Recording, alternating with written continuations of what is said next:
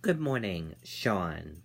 Several people are recovering after a serious carbon monoxide incident in Thornton. A total of 6 people were taken to the hospital Sunday morning after the incident on Tree Line Drive. The victims include 3 children ages 15, 13, and 11. Investigators said a resident woke up around 5 a.m. and heard a CO alarm going off, but was quickly overcome by the gas. Several people inside the building called 911, officials said.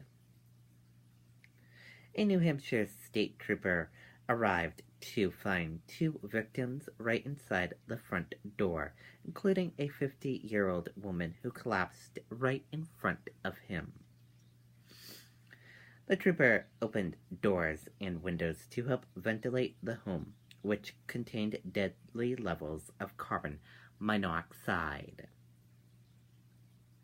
First responders also found the children and 2 adult men suffering from CO symptoms.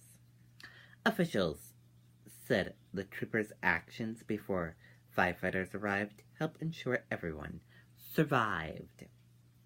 Ambulances from 4 towns helped transport the victims to the hospital.